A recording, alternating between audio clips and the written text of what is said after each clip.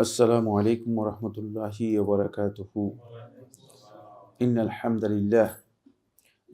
لله نحمده ونستعينه ونستغفره ونعوذ بالله من شرور أنفسنا ومن سيئات أعمالنا. من يهده الله فلا مضل له ومن يضلل فلا هادي له وأشهد أن لا إله إلا الله وحده لا شريك له وأشهد أن محمدًا عبده ورسوله. أما بعد فإن خير الحديث كتاب الله وخير الهدي هدي محمد صلى الله عليه وسلم وشر الأمور محدثاتها وكل محدثة بدعة وكل بدعة ضلالة وكل ضلالة في النار.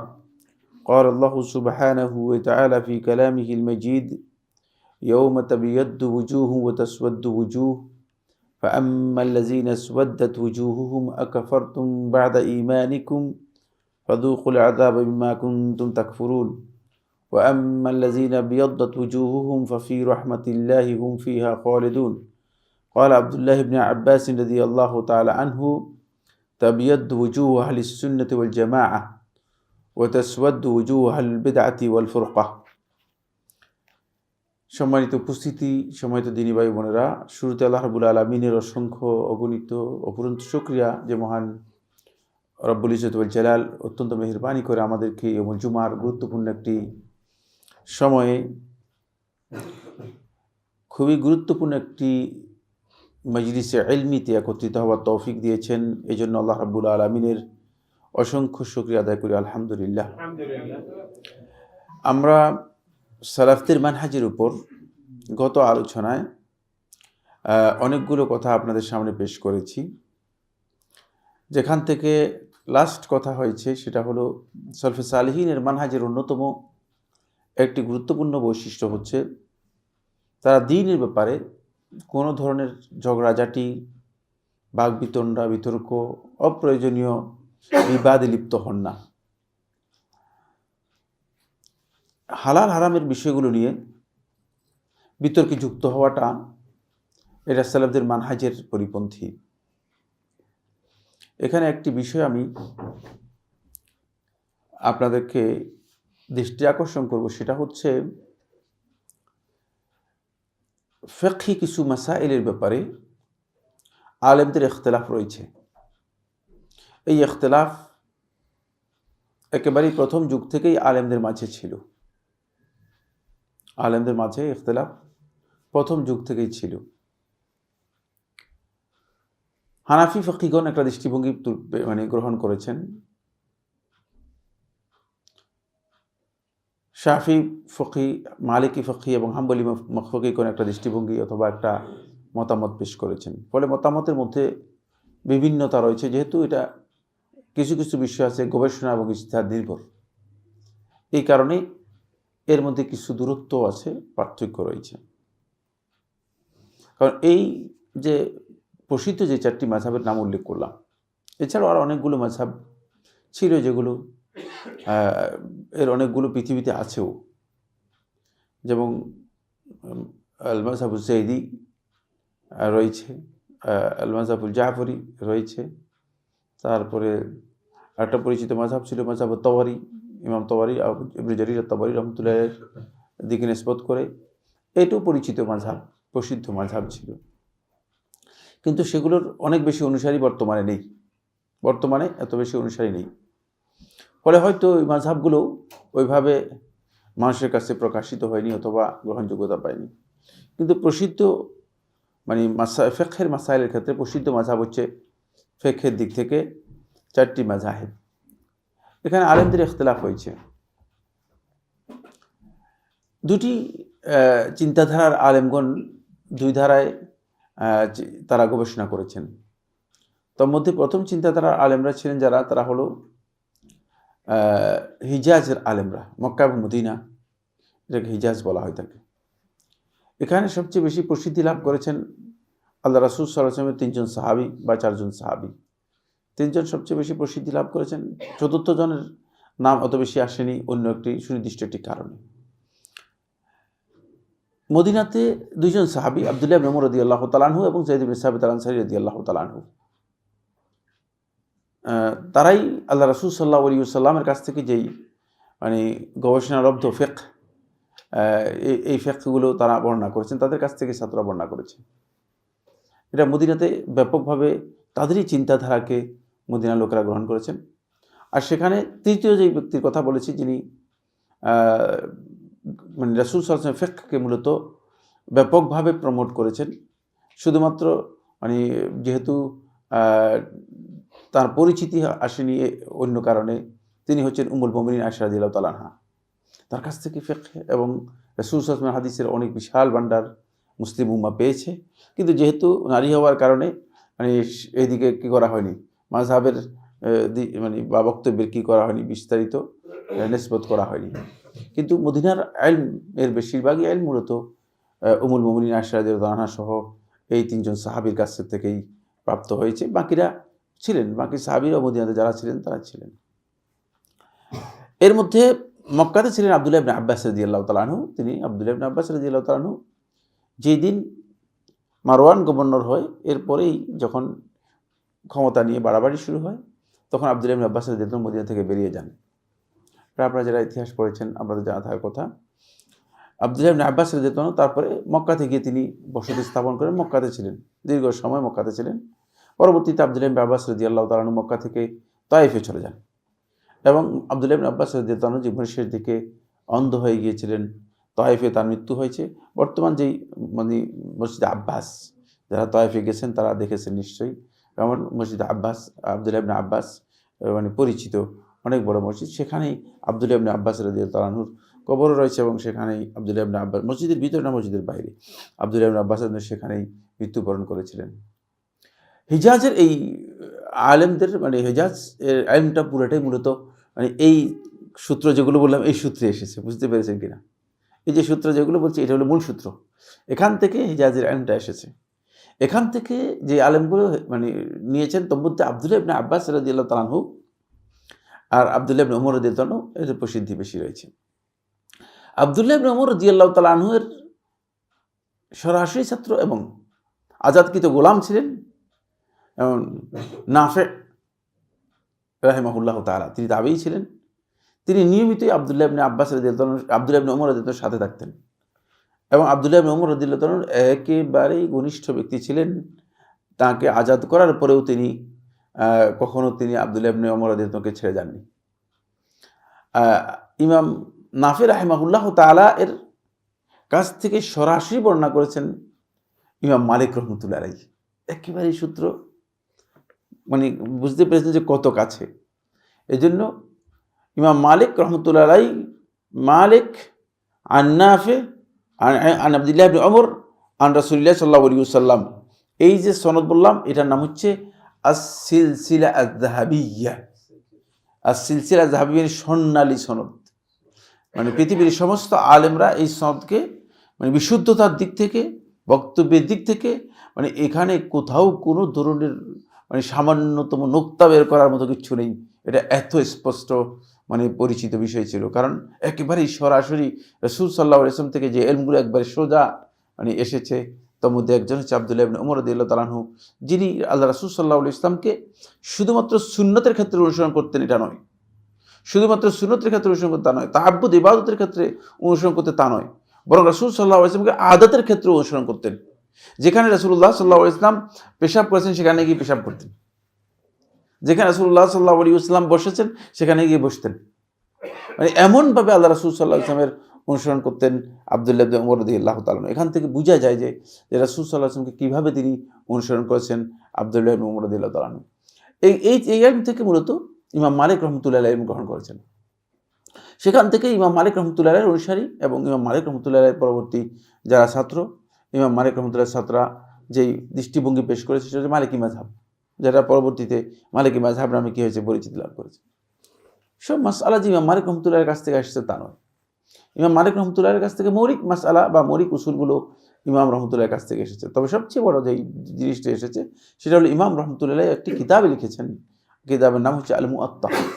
এই কিতাবের মধ্যে ইমাম রহমতুল্লাহ, ইমাম মালিক রহমতুল্লাহ মদিনার আমল এবং রাসূল সাল্লাল্লাহু আলাইহি ওয়াসাল্লামের কাছ থেকে যে হাদিসগুলো পেয়েছেন সেগুলো সবগুলো যতটুকু ইমাম মালিক রহমতুল্লাহর কাছে মানে সহি মনে হয়েছে সেগুলো সবগুলো তিনি এখানে সংকলন করেছেন। ফলে এটি একেবারে প্রথম সময়ের যে সংকলনগুলোর মধ্যে রয়েছে তার মধ্যে একটি, প্রথম সময়ের হাদিসের সংকলনের মধ্যে একটি। এরপরে আব্দুল্লাহ ইবনে আব্বাস রাদিয়াল্লাহু তাআলা আনহু মক্কায় ছিলেন।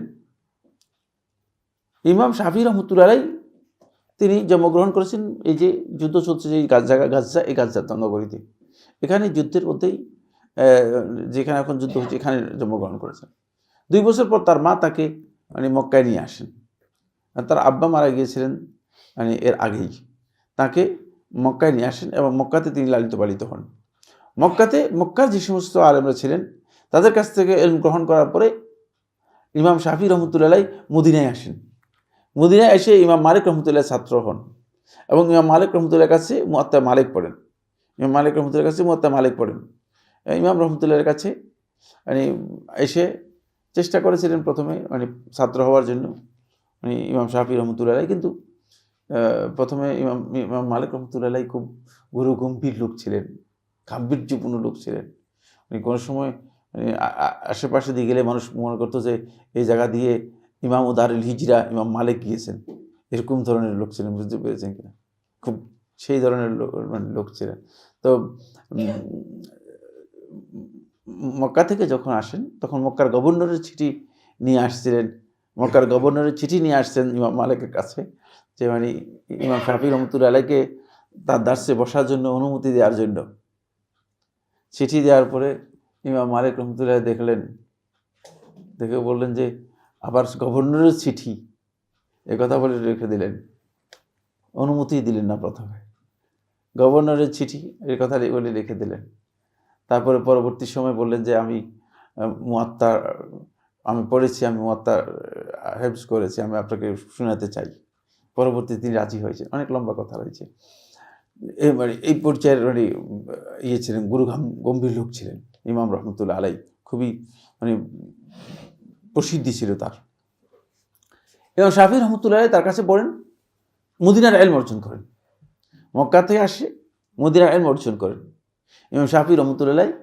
মদিনার ইলম অর্জন করার পরে ইমাম রহমতুল্লাহ আলাইহি এরপরে তিনি চলে আসেন কুফাতে এসে দেখেন যে মদিনাতে যা শুনেছেন হাদিসের কিতাবগুলো, হাদিসের সাথে কুফাওয়ালা দেখা যাচ্ছে কিছু কিছু কথা না মিল নেই, আছে না মিল নাই। তখন কুফার যারা আলেম ছিলেন তাদের কাছে পড়েন। তাদের মধ্যে থেকে ইমাম আবু হানিফা রহমতুল্লাহ তখন জীবিত ছিলেন না। ইমাম আবু হানিফা রহমতুল্লাহ ছাত্র ইমাম মুহাম্মদ হাসান আশ-শাইবানী রহমতুল্লাহ আলাইহি তার কাছে কি করেন, তিনি পড়েন, তার কাছে পড়েন। এমনকি ইমাম শাফি রহমতুল্লাহ আলাইহি লম্বা সময় তার মাধ্যমে সেখানে ছিলেন। তারপর ইমাম রহমতুল্লাহ আলাইহি আবার বর্তমান ইয়ামানের সনাআতে চলে যান। ফলে তিনি হিজাজের যে ইলম রয়েছে, হিজাজের ইলম এবং কুফার যে ইলম রয়েছে, কুফা অথবা ইরাকের যে ইলম, ইরাক পুরাটাকেই কুফা এবং বসরা দুটাকে মিলিয়ে ইরাক বলা হতো। তো ইরাকের যে ইলম দুটা তিনি কী করেছেন, সমন্বয় সাধন করেছেন। ফলে তার দৃষ্টিভঙ্গির মধ্যে ভিন্নতা, একটু ভিন্ন দৃষ্টিভঙ্গি তৈরি হয়েছে। আর এইদিকে রাসূলুল্লাহ সাল্লাল্লাহু আলাইহি ওয়াসাল্লামের ইন্তেকালের আগেই শেষ দিকে রাসূলুল্লাহ সাল্লাল্লাহু আলাইহি ওয়াসাল্লাম আবু মুসা আশআরী রাদিয়াল্লাহু তাআলা আনহু এবং আব্দুল্লাহ ইবনে মাসউদ রাদিয়াল্লাহু তাআলা আনহু এই দুইজনকে কুফাতে প্রেরণ করেন। আল্লাহ রাসূল সাল্লাল্লাহু আলাইহি ওয়াসাল্লাম সাহাবীদের মধ্যে ওই বললাম কয়জনের কথা, 5 জনের কথা, কয়জনের নাম এতক্ষণ পর্যন্ত বললাম, 4 জনের কথা, আর বাকি রয়েছে আব্দুল্লাহ ইবনে মাসউদ রাদিয়াল্লাহু তাআলা আনহু। তিনিও সাহাবীদের মধ্যে সবচেয়ে বড় সাহাবীদের একজন ছিলেন, যেহেতু তিনি যারা প্রথম যুগে ইসলাম গ্রহণ করেছে তাদের মধ্যে একজন ছিলেন। আস-সাবিকুন আল-আউয়ালুন, যারা একেবারেই প্রথম পর্যায়ে ইসলাম গ্রহণ করার ক্ষেত্রে অগ্রণী ছিলেন, তাদের মধ্যে অগ্রজ ছিলেন, তাদের মধ্যে তিনি একজন ছিলেন। কে? আব্দুল্লাহ ইবনে মাসউদ রাদিয়াল্লাহু তাআলা আনহু। আর আব্দুল্লাহ ইবনে মাসউদ রাদিয়াল্লাহু তাআলা রাসূল সাল্লাল্লাহু আলাইহি ওয়াসাল্লামের তিনি এমন সার্টিফাইড ছিলেন যে রাসূল সাল্লাল্লাহু আলাইহি ওয়াসাল্লাম সাহাবায়ে কেরামদেরকে বলতেন যে তোমরা যদি কোরআন জানতে চাও তাহলে আব্দুল্লাহর কাছে পড়বে। তাহলে বোঝা গেল যে আল্লাহ নবী সাল্লাল্লাহু আলাইহি ওয়াসাল্লাম কীভাবে তাকে সমর্থন করেছেন। তো আব্দুল্লাহ ইবনে মাসউদ রাদিয়াল্লাহু তাআলা আনহু দীর্ঘ সময় এই দুজনের মধ্যে আব্দুল্লাহ ইবনে মাসউদ দীর্ঘ সময় কুফাতে থাকেন। আবু মুসা আশআরী রাদিয়াল্লাহু আনহু চলে আসেন, দীর্ঘ সময় তিনি কুফাতে থাকেন।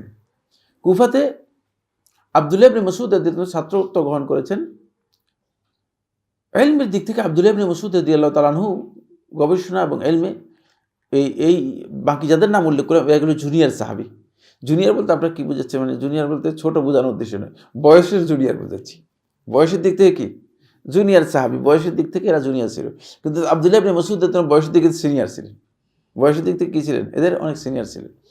যেহেতু আব্দুল্লাহ ইবনে আব্বাস রাদিয়াল্লাহু তাআলা আনহু ছোট ছিলেন, আব্দুল্লাহ ইবনে উমর রাদিয়াল্লাহু আনহু ছোট ছিলেন। তারপর আয়েশা রাদিয়াল্লাহু তাআলা, আপনারা জানেন যে রাসূল সাল্লাল্লাহু আলাইহি ওয়াসাল্লাম ইন্তেকালের সময় আয়েশা রাদিয়াল্লাহু বয়স কত ছিল, কে বলতে পারবেন? হ্যাঁ হ্যাঁ, মানে আয়েশা রাদিয়াল্লাহু তাআলা একেবারেই ছোট ছিলেন। তো এখান থেকে বোঝা যাচ্ছে যে মানে আল্লাহ নবী সাল্লাল্লাহু আলাইহি ওয়াসাল্লামের মানে এই যে সাহাবীর যাদের নাম আমরা উল্লেখ করেছি এরা সবাই ছোট ছিলেন। এরা সিগারুস সাহাবী ছিলেন, এদেরকে বলা হয় সিগারুস সাহাবী। আর আব্দুল্লাহ ইবনে মাসউদ রাদিয়াল্লাহু তাআলা তিনি কিবারুস সাহাবীদের মধ্যে একজন ছিলেন। মানে তিনি ছিলেন অনেক মানে বয়স্ক সাহাবী। এমনকি আব্দুল্লাহ ইবনে মাসউদ রাদিয়াল্লাহু তাআলা যারা মানে ইসলাম গ্রহণ করেছেন সাহাবে কেরামদের মধ্য থেকে আব্দুল্লাহ ইবনে মাসউদ রাদিয়াল্লাহু বর্ণিত এক রিওয়ায়াতের মধ্যে তিনি বলেছেন যে আমি ইসলাম গ্রহণ করেছি তখন আমার আগে আমি দেখেছি যে 9 জনের অধিক লোক ইসলাম গ্রহণ করেনি। তাহলে বোঝা যাচ্ছে যে মানে নবম ব্যক্তি অথবা অষ্টম ব্যক্তি যিনি ইসলাম গ্রহণ করেছেন। যদিও মানে আব্দুল্লাহ ইবনে মাসউদ রাদিয়াল্লাহু তাআলা এই রিওয়ায়াত আর হাফেজ শামসুদ্দিন জাহবী রাহমাতুল্লাহ তার কিতাবের মধ্যে যে রিওয়ায়াত উল্লেখ করেছেন এর মধ্যে একটু পার্থক্য আছে। হাফেজ শামসুদ্দিন জাহবী রাহমাতুল্লাহ আলাইহি আব্দুল্লাহ ইবনে মাসউদ রাদিয়াল্লাহু ইসলাম গ্রহণের ব্যাপারে যে ধারাবাহিকতা উল্লেখ করেছেন তার মধ্যে আব্দুল্লাহ ইবনে মাসউদ রাদিয়াল্লাহু 21তম অথবা 20তম সাহাবী হিসেবে উল্লেখ করেছেন যারা ইসলাম গ্রহণ করেছেন। এর অনেক দীর্ঘ বক্তব্য রয়েছে, সে বিষয়ে আমার আলোচ্য বিষয় নয়। আমি মূল জায়গায় যাওয়ার জন্য একটা ইন্ট্রোডাকশন তৈরি করতেছি, বুঝতে পেরেছেন কিনা? তো আব্দুল্লাহ ইবনে মাসউদ রাদিয়াল্লাহু তাআলা আনহু মানে এটা বুঝাইতেছে যে আব্দুল্লাহ ইবনে মাসউদ রাদিয়াল্লাহু তাআলা আনহু মূলত সাহাবীদের মধ্যে সিনিয়র সাহাবী ছিলেন। আব্দুল্লাহ ইবনে মাসউদ রাদিয়াল্লাহু তাআলার কাছে মানে পুরা ইরাক বা মানে বুসরা এবং কুফার ইলমের মূল সূত্র হচ্ছে কে? আব্দুল্লাহ ইবনে মাসউদ। তো যদিও আরও সূত্র আছে, হাফেজ শামসুদ্দিন জাহবী রাহমাতুল্লাহ আলাইহি বলেছেন যে বসরা এবং কুফাতে সর্বমোট 300 সাহাবী কি করেছেন, সরাসরি গিয়েছেন। 300 সাহাবী গিয়েছেন।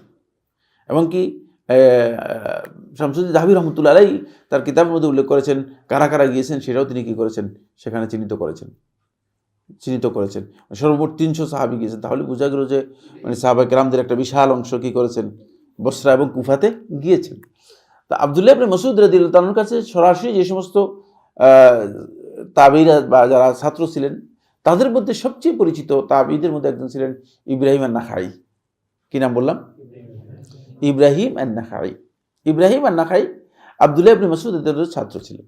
ইব্রাহিম আন-নাখাই আব্দুল্লাহ ইবনে মাসউদ ছাত্র ছিলেন। ইব্রাহিম নাখাই এবং আরেকজন ছাত্র ছিলেন ইব্রাহিম আন-নাখাইয়ের তার চাচাতো ভাই, তিনি ছিলেন আলকামা ইবনে কাইস আন-নাখাই। কি নাম বললাম? আলকামা ইবনে কাইস আন-নাখাই। এবং এরা দুইজনই মূলত আব্দুল্লাহ ইবনে মাসউদ রাদিয়াল্লাহু তাআলার ছাত্র ছিলেন। আব্দুল্লাহ ইবনে মাসউদ থেকে ফিকহ এবং হাদিসের জ্ঞানগুলো যেগুলো আছে সেগুলো তারা গ্রহণ করেছেন। তারা এগুলো কি করেছেন, গ্রহণ করেছেন। আর এদের পরবর্তী ছাত্র যারা আছে এরা হচ্ছে মূলত যেমন হাম্মাদ ইবনে আবি সুলাইমান রাহিমাহুল্লাহ তাআলা এবং আরও অন্যান্য যারা আছেন যেমন সুফিয়ান আস-সাউরি, তারপর সুফিয়ান ইবনে উয়াইনা, আরও অন্যান্য যারা আছেন মানে ইরাক এবং কুফার যে সমস্ত আবু সাউর এবং এরা সবাই মূলত ইরাকের এবং বসরা এবং কুফার আলেম ছিলেন। এদের ছাত্র ছিলেন। হাম্মাদ ইবনে আবি সুলাইমান রাহিমাহুল্লাহ তাআলার ছাত্র হচ্ছেন সরাসরি কে? ইমাম আবু হানিফা রাহমাতুল্লাহ আলাইহি। তাহলে মাঝখানে তিনি সাহাবীদেরকে পান নাই। সাহাবীদের কি পান নাই? বুঝতে পেরেছেন কিনা? সাহাবীদেরকে পান নাই। এখানে আব্দুল্লাহ ইবনে মাসউদ থেকে কি করেন নাই? ডাইরেক্ট নিতে পারেন নাই। কিন্তু ইমাম রহমতুল্লাহ আলাইহির জন্ম হয়েছে 80 হিজরি সনে। কত সনে? 80 হিজরি সনে ইমাম রহমতুল্লাহ জন্ম হয়েছে। 80 হিজরি সনে জন্ম হয়েছে। তখন সাহাবীরা অনেকেই ছিলেন। সর্বশেষ সাহাবী তিনি হচ্ছেন আবু আমের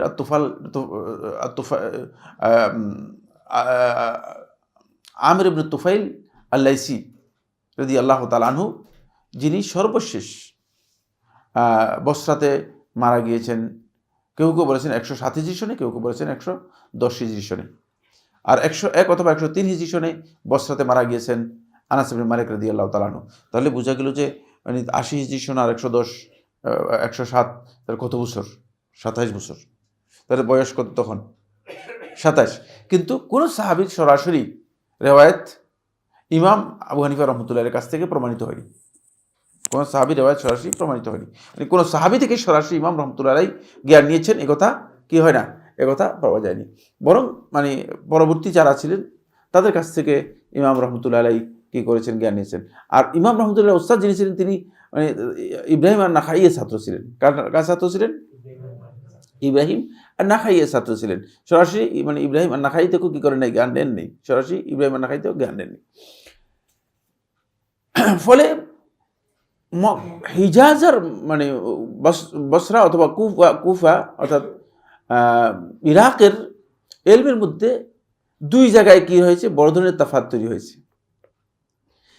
এই অঞ্চলের হিজাজে যারা বর্ণনা করতেন তারা সরাসরি দলিল দিয়ে হয়তো হাদিস অথবা সাহাবীর আমল দিয়ে দলিল দিতেন। কোনো বিষয়ে যখন কোনো সমস্যা দেখা দিত, কোনো বিষয়ে যখন কোনো প্রশ্ন আসতো, তখন তারা হয়তো মানে রাসূল সাল্লাল্লাহু আলাইহি ওয়াসাল্লামের হাদিস উল্লেখ করতেন, অথবা কি করতেন, কোনো সাহাবীর আমল উল্লেখ করতেন। যেহেতু তাদের প্রচুর সাহাবী তাদের কাছে ছিল, অনেক সাহাবী ছিল, তাদের আমল উল্লেখ করতেন। এই জিনিসটুকু ইরাক, কুফা এবং বসরাতে পাওয়া যায়নি। কেন পাওয়া যায়নি? তার কারণ হচ্ছে কুফা এবং বসরাতে মানে এই সময় এমন একটা বিপর্যয় নেমে আসছে যে হাদিসের নামে জালিয়াতি করার একটা বড় প্রবণতা তৈরি হয়েছে, বড় প্রবণতা তৈরি হয়েছে। আর এই কুফার লোকগুলো খুবই দুষ্ট প্রকৃতির লোক ছিল। এরা এর আগে আলী ইবনে আবি তালেব রাদিয়াল্লাহু আনহু হত্যা করেছে, এরপরে হুসাইন ইবনে আলী রাদিয়াল্লাহু আনহু হত্যা করেছে,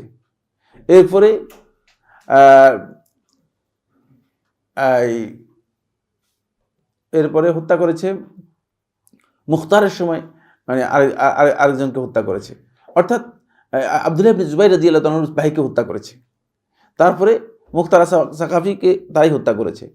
এইভাবে এরা খুবই দুষ্কৃতিকারী লোক হিসেবে পরিচিত ছিল, খুব দুষ্কৃতিকারী লোক হিসেবে কি ছিল, এদের পরিচিতি ছিল। এরা হাদিসের নামে জালিয়াতি, যেটা মানে এখানে সবচেয়ে বেশি প্রবণতা বৃদ্ধি পেয়েছে।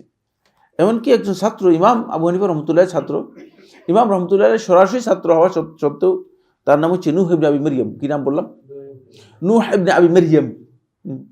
সে নিজে 1000 হাদিস জাল করেছে কোরআনের বিভিন্ন সূরার ফজিলতের উপর। নাউজুবিল্লাহ।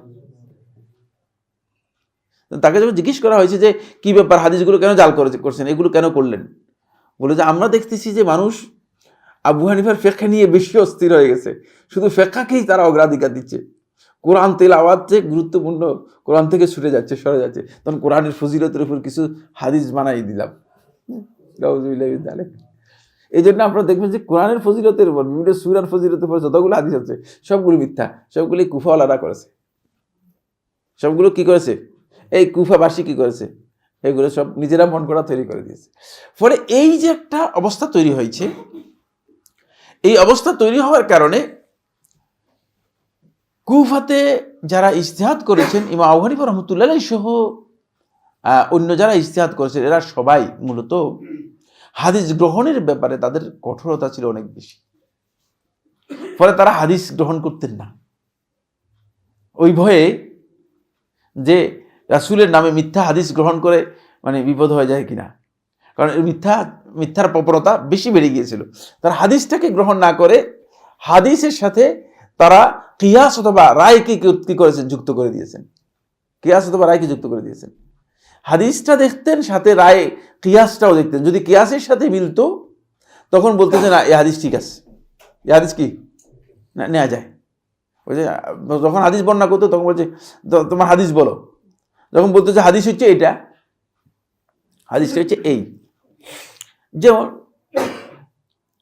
তাদের রায়ের সাথে যেটা মিলবে এরকম একটা হাদিস যদি তাদেরকে বলে, তখন তারা বলছে ঠিক আছে, এটা ঠিক আছে, এটা গ্রহণ করা যাবে।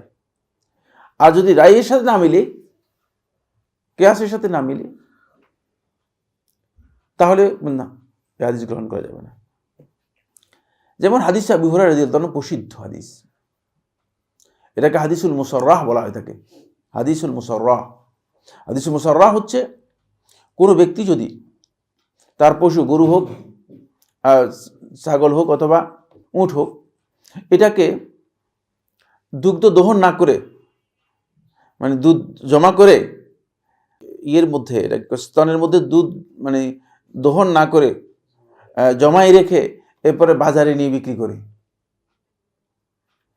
বাজার যখন দেখেছে দুধের ওলান যেটাকে বলা হয়, স্তন যেটাকে বলা হয়, এটা অনেক বড়, তখন লোকেরা মনে হয় এটার দুধ কতটুক দে, 10 কেজি পেয়ে যাবেন, 10 লিটার পেয়ে যাবেন। আসলে 10 লিটারটা কি করেছে, জমাইছে, মুসাররা হচ্ছে, সবগুলো একসাথ করছে, বুঝতে পেরেছেন? এখন বলছে ঠিক আছে, যদি দুধ তুমি যেটা বলছো এরকম পাই তাহলে তো অসুবিধা নেই, কিন্তু এর চেয়ে কম হলে কিন্তু আমি কি করব, ফেরত দিয়ে দিব। রাসূলুল্লাহ সাল্লাল্লাহু আলাইহি ওয়াসাল্লাম হাদিসের মধ্যে তোমাদের মধ্যে কেউ যদি এই ধরনের মুসাররা, শাতান মুসাররা, এই ধরনের ছাগল অথবা এই ধরনের গরু অথবা এই ধরনের উট, এটা যদি কেউ কিনে নেয়, আর সে যদি দেখে যে মানে এর দুধের মধ্যে কি করা হয়েছে, জালিয়াতি করা হয়েছে, তাহলে সে কি করবে, তার এই গরু ফেরত দিবে, সাথে এক্সট্রা পরিমাণ কি করে দিবে, এক্সট্রা পরিমাণ জরিমানাও দিবে, এক্সট্রা পরিমাণ মানে তার এটা জব অথবা খেজুর অথবা এটা এক্সট্রা পরিমাণ কি করবে, জরিমানা দিবে। কারণ হচ্ছে সে যে দুধ দহন করেছে। বুঝতে পেরেছেন কিনা? মনে বলছে কি কথা, এই লোক কতটুক দুধ খেয়েছে বা কি খেয়েছে এক্সট্রা নির্দিষ্ট করে দিচ্ছেন কেন? না, এটা তো হাদিস কিয়াসে ধরা পড়ে না। কিয়াস অনুযায়ী বলতেছে যে আমি দুধ দহন করেছি, দুধ পাইছি আধা কেজি, তো আধা কেজি দুধের যতটুকু মূল্য আসে ততটুকু দিয়ে দিব, ঠিক না? কিন্তু হাদিসে আল্লাহ নবী সাল্লাল্লাহু আলাইহি ওয়াসাল্লাম বলতেছে যে এক্সট্রা পরিমাণ দিবে, জরিমানা হবে কতটুকু, এক্সট্রা পরিমাণ হবে। এটা সহিহ হাদিস, এটা গ্রহণ করে নেই। কেন গ্রহণ করে নেই? কিয়াসে মিলে না, কিয়াসের সাথে মিলে না। কিয়াস অনুযায়ী কথা ছিল হয়তো ওরকম পরিমাণ দুধ দিয়ে দিবে, ঠিক না? যতটুকু দুধ দহন করছে, যতটুকু দুধ খেয়েছে, এখান থেকে যতটুকু দুধ নিয়েছে অতটুকু দুধ দিয়ে দিবে, অথবা দুধের যে মূল্য আছে কি করবে, সেটা পরিশোধ করে দিবে মূল্য। কিন্তু হাদিস বলতেছে না, মূল্য পরিশোধ করবে না। হাদিস বলেছে যে এক্সট্রা পরিমাণ কি করে দিবে, এক্সট্রা পরিমাণ জরিমানা আদায় করে দিবে। তাহলে এটা কিয়াসে মিলতেছে না। তারা এই হাদিসটাকে কি করে নাই, গ্রহণ করে নেই, বলে না হাদিসটা ঠিক নয়। কেন ঠিক নয়? যেহেতু কিয়াসের সাথে এটা গরমিল, কিয়াসের সাথে গরমিল। এই হাদিসটা খুবই প্রসিদ্ধ হাদিস, বুঝতে পেরেছেন? এত প্রসিদ্ধ হাদিস যে এই হাদিস নিয়ে রদ করতে করতে এক পর্যায়ে হানাফি ফকিগণ মানে চূড়ান্ত সীমা লঙ্ঘন করে এক পর্যায়ে বলছেন যে মানে এই হাদিসের কারণে আবু হুরায়রা রাদিয়াল্লাহু তাআলা আনহু বলছেন যে আবু হুরায়রা ফকিহ নয়, কারণ ফিকহের জ্ঞান থাকলে কথা বলতেই পারে না। নাউযুবিল্লাহি মিন যালিক। অথচ আবু হুরায়রা নিজের বক্তব্য না, এটা রাসূল সাল্লাল্লাহু আলাইহি ওয়াসাল্লাম বক্তব্য। আবু হুরায়রা এটা নিজের বক্তব্য না, এটা রাসূল সাল্লাল্লাহু আলাইহি ওয়াসাল্লাম বক্তব্য। মানে কিন্তু তারা এই পর্যায়ে চলে গিয়েছে যে কিয়াসকে অগ্রাধিকার দিতে গিয়ে এমন পর্যায়ে চলে গিয়েছে, বলছে যে না মানে এটা এই হাদিসই নয়, এটা হাদিস হিসেবে গ্রহণ করা হবে না। এই কারণে মূলত আমি যে কথার কারণে কথা বলছি সেটা হলো এই কারণেই তারা কিয়াসকে অগ্রাধিকার দেওয়ার কারণে তাদের কাছে হাদিসের সম্বল কি কম, অনেক কম। হাদিস তো যখন হাদিস আপনি গ্রহণ করবেন, হাদিস চর্চা করবেন, তখনই না আপনার কাছে হাদিস থাকবে বেশি। বুঝতে পেরেছেন কিনা? ওরা হাদিসের সম্বলটা হয়ে গেছে কি কম, অল্প কিছু হাদিসের উপর নির্ভর করে, আর বাকিটা বেশিরভাগ কিয়াসকে কি করেছেন, কাজে লাগিয়েছেন। ফলে যখন কুফা থেকে ইমাম মুহাম্মদ ইবনে হাসান আশ-শাইবানী রাহমাতুল্লাহ মদিনায় আসলেন, ইমাম মালিক রাহমাতুল্লাহর কাছে এসে দেখলেন যে কি রে, পুরাই তো উল্টা। বাংলাদেশ থেকে পড়ে গিয়ে যদি ইউনিভার্সিটিতে যায় তো সে দেখবে কি রে, কি পড়ে আসলাম, এগুলো আমাদেরকে পড়ালো কেন, এগুলো তো পড়ানো আসলে। ঠিক একই দশা হলো ইমাম মুহাম্মদ ইবনে হাসান আশ-শাইবানী রাহমাতুল্লাহ যখন কুফা থেকে গেলেন কোথায়, মানে মদিনায় গেলেন। মদিনায় গিয়ে ইমাম মালিক রহমতুল্লাহ এখানে দেখেছে কি রে, যেগুলো আমরা আন্দাজের উপর বলে দিয়েছি যে এটাতে এটা হবে, এটাতে এটা হবে, এটাতে হবে, এগুলো তো দেখেছি সবগুলো হাদিস রয়েছে, সবগুলোর মধ্যে হাদিস রয়েছে, সবগুলোর ব্যাপারেই হাদিস রয়েছে, সবগুলোর ব্যাপারে সাহাবীদের বক্তব্য রয়েছে, এবং সবগুলোর ব্যাপারে দেখা যাচ্ছে যে যখনই জিজ্ঞেস করে তখনই দেখা যাচ্ছে যে হাদিস থেকে বলে দিচ্ছে যে এটা রয়েছে, রাসূল সাল্লাল্লাহু আলাইহি ওয়াসাল্লাম কথা বলেছেন, অথবা সাহাবীদের আমল থেকে বলতেছে যে অমুক সাহাবী এভাবে করেছেন, মদিনাবাসী এইভাবে করেছেন। তখন ইমাম মুহাম্মদুল হাসান আশ-শায়বানী রহমতুল্লাহ আলাইহি বললেন যে লাউ কানা সাহিবি হাইয়ান, যদি আমার সাথী, অর্থাৎ ইমাম আবু হানিফা রহমতুল্লাহ কথা ইঙ্গিত করছেন, যদি আমার সাথী জীবিত থাকতো তাহলে লারাজা আন কাউলিহি, তিনি তার বক্তব্য থেকে ফিরে যেতেন, কারণ এটা তো হলো না, এগুলো সম্পর্কে কি নাই, কোনো দলিল নেই, এগুলো বলা হয়েছে বেশিরভাগই যেহেতু তাদের কাছে যা মানে যতটুকু ছিল ততটুকুর আলোকে তারা কি করেছেন, ইজতিহাদ করেছেন। ফলে এই কারণে আলেমদের মাঝে ইনফরমেশনের অনেকগুলো গ্যাপ থাকার কারণে আলেমদের মাঝে ইখতিলাফ তৈরি হয়েছে। এই ইখতিলাফ যেহেতু আলেমদের মধ্যে ইখতিলাফ তৈরি হয়েছে, এই ইখতিলাফ আজকে তৈরি যেহেতু হয় নাই, এই ইখতিলাফ থাকবে, এটাকে ফু দিয়ে নিভাই দেওয়ার মতো কোনো সামর্থ্য কারো নেই। কিন্তু এখানে মৌলিক যে বিষয় করণীয় সেটা হচ্ছে, খুব ভালো করে গেল, মৌলিক যে বিষয় করণীয় সেটা হচ্ছে আলেমদের ইখতিলাফকে পুঁজি করে, এই ইখতিলাফকে মূলধন বানিয়ে নিজেদের মধ্যে ইফতিরাক, নিজেদের মধ্যে বিরোধ তৈরি করা, ফিরকাবন্দি তৈরি করা, এই কাজটি ইসলামে হারাম গরিত কাজ। কিন্তু দুর্ভাগ্যের বিষয় হচ্ছে যখন ৪র্থ শতাব্দীর দিকে এসেছে তখন এই ইখতিলাফের উপর নির্ভর করে এমন ভয়ানক মানে ইফতিরাক তৈরি হয়েছে যে এই মাসআলা আলোচনা করা হচ্ছে, হানাফির পিছনে শাফিঈ, শাফির পিছনে হাম্বলি, এদের সালাত হবে কিনা, এই মাসআলা পর্যন্ত আলোচনা করা হচ্ছে। মানে পুরাটাই দিন বানিয়ে নিয়েছে। আপনি জিজ্ঞেস করেন এই মাসআলা আলোচনা হবে কেন? এটা যদি স্কুল অফ থট হয়, এটা যদি অপিনিয়ন হয়, তাহলে এই মাসআলা আলোচনা করার সুযোগই তো নেই, এই মাসআলা আলোচনা করার সুযোগই তো নেই, প্রশ্নই আসে না।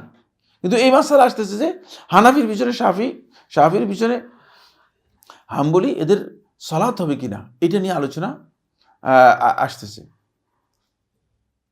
তারপরে হানাফি ওলামায়ে কেরামগণ শাফি ওলামায়ে কেরামদেরকে গালি গালাজ সহ, মানে শাফিদের বক্তব্য রদ করার জন্য, খণ্ডন করার জন্য প্রয়োজনে মন গড়া, মানে নিজেদের ইচ্ছা মতো হাদিস কি করে দিয়েছে, বাড়াই দিয়েছে, হাদিস বানায় নিজেরা তৈরি করে দিয়েছে, হাদিসের নামে জালিয়াতি করে দিয়েছে। ফলে এই এমন পর্যায়ে চলে গিয়েছে যে শাফি মাযহাবের একজন ইমাম ছিলেন, ইমাম আবু বকর আল কাফফাল আশ-শাশি রাহিমাহুল্লাহ তাআলা। তিনি আব্বাসী খলিফাদের, সম্ভবত জাফরের সময় আব্বাসী খলিফাদের একজনের কাছে গেলেন, বললেন যে ইমাম আমিরুল মুমিনিন, আপনি যদি অনুমতি দেন তাহলে আমি হানাফি সালাত আপনাকে দেখাবো। মানে কোন পর্যায়ের মতবিরোধ তৈরি হয়েছে, হানাফি কি করবো সালাত আপনাকে দেখাবো।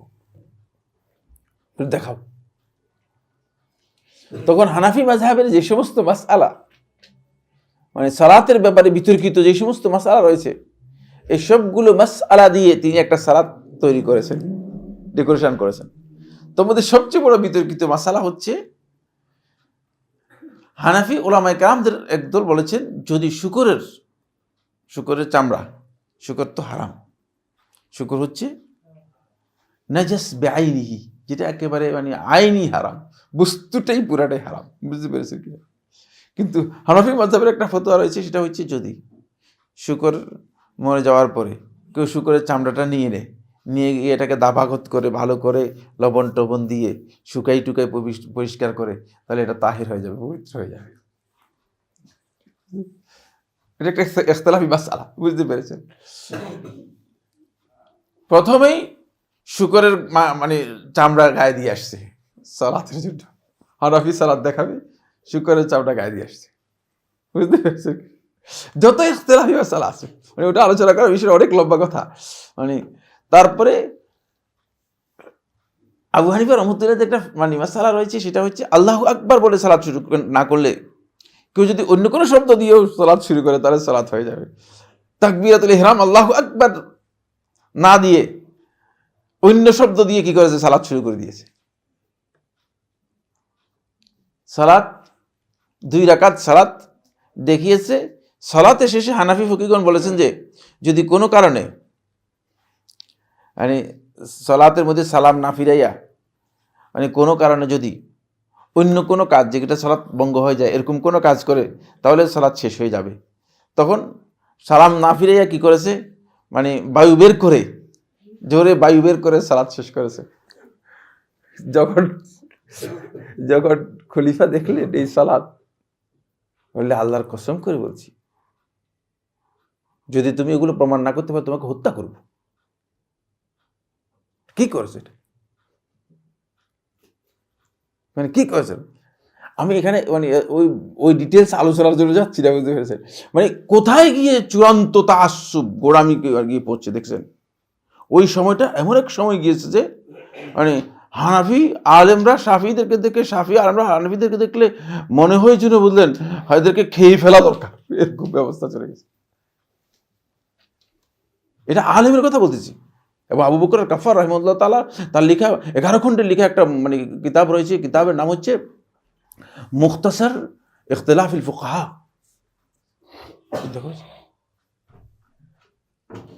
এইভাবে সালাত দেখেছে। এই যে ইখতিলাফ, এই ইখতিলাফ আলেমদের এটা থেকে যাবে। এটা এই ইখতিলাফের কারণে ইসলামের মৌলিক বিষয়ের কি হবে না, মৌলিক বিষয়ের কোনো ধরনের সমস্যা হবে না। সমস্যা করেছে ইখতিলাফটাকে বিরোধ বিবাদে নিয়ে। ইখতিলাফের কারণে এখন মানে হানাফি লোকেরা বলতেছে যে আপনি মসজিদে আমিনই বলতে পারবেন না, আমিন বললে মসজিদই আসেন না। এই মাসআলা কোথায় পেয়েছে? আমিন আসতে বলার মাসআলা দিয়েছেন ইমাম আবু হানিফা রাহমাতুল্লাহ আলাইহি, কিন্তু ইমাম আবু হানিফা রাহমাতুল্লাহ কথা বলেন না যে হানাফি মাযহাব ছাড়া অন্য মাযহাবের লোকেরা যদি মসজিদে আসে তাদেরকে জোর করে মসজিদ থেকে বের করে দাও, এরকম ফতোয়া তো ইমাম রাহমাতুল্লাহ দেন নাই। ইমাম রাহমাতুল্লাহ এই মাসআলা দেন নাই কোথাও। হ্যাঁ, মানে সুতরাং এই জায়গায় খেয়াল রাখতে হবে যে এখানে বড় ধরনের সমস্যা তৈরি হয়েছে, সেটা হলো এই বিষয়গুলো নিয়ে বিরোধ তৈরি হয়েছে বিশাল। এই বিরোধগুলোর সমাধান কোনোদিন হবে না। তাহলে আমাদের করণীয় কি? না, আজকেও আমাকে একজন প্রশ্ন করেছে, আজকে জুমার পরে প্রশ্ন করেছেন, আমরা মানে এই আলেমের তাসহিহ করার দায়িত্ব আমার নয়। ইমাম আবু হানিফা রাহমাতুল্লাহ আলাইহি 80 হিজরি সনে জন্মগ্রহণ করেছেন, 150 হিজরি সনে মৃত্যুবরণ করেছেন। এখন আপনার দায়িত্ব কি ইমাম আবু হানিফা রাহমাতুল্লাহ আলাইহির কথাগুলোকে জাস্টিফাই করার দায়িত্ব আপনার? না, আমার এটা দায়িত্ব নেই। আমার উনার পক্ষে যাওয়ার দায়িত্ব নেই, বিপক্ষে যাওয়ার দায়িত্ব নেই। আমি যখন ফিকহের বিভিন্ন মাসআলা নিয়ে আমার থিসিসের মধ্যে লিখতেছিলাম, তখন আমার মানে মুশরিফ গাইড যিনি ছিলেন, তিনি মদিনার সবচেয়ে বড় ইমাম যিনি ছিলেন, আপনারা জানেন, শেখ আবদুল্লাহ জাহিমের ছেলে, বড় ছেলে শেখ মোহাম্মদ আবদুল্লাহ জাহিম। তো তিনি একটু কট্টরপন্থী, একটু হাম্বলি মাযহাবের লোক।